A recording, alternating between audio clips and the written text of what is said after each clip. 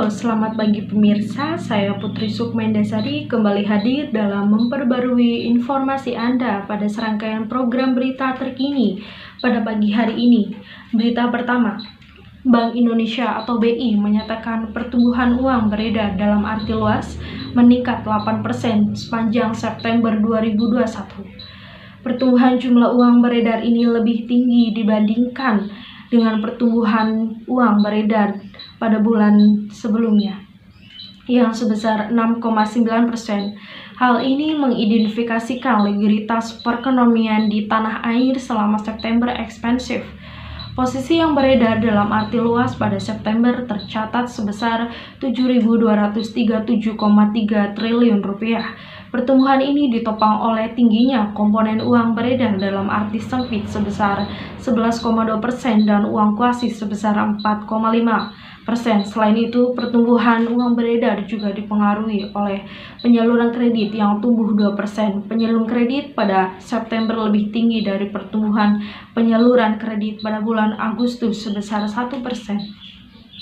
Berita selanjutnya, Gubernur DKI Jakarta Anies Baswedan penuhi panggilan KPK hari ini 2021 September untuk diperiksa sebagai saksi kasus dugaan korupsi pengadaan lahan ini di Muncul, Cipayung, Jakarta Timur. PLT juru bicara KPK Al-Fikri menyatakan Anies diperiksa sebagai saksi untuk tersangka mantan Direktur Utama Perusahaan Umum Daerah Pembangunan Saranajaya, Yuri Cornelis Inonton. Kasus ini berawal saat BUMN DKI Perusahaan Daerah Pembangunan Saranajaya mencari tanah di wilayah Jakarta.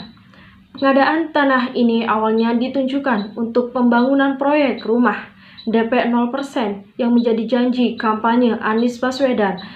Pelaksanaan harian Deputi Penindakan KPK Setio Budianto menyatakan kasus korupsi ini telah menyebabkan kerugian negara hingga 152,5 miliar rupiah.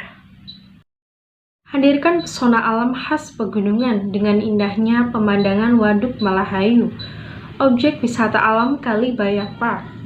Letaknya di Pasir Panjang, Brebes, Jawa Tengah.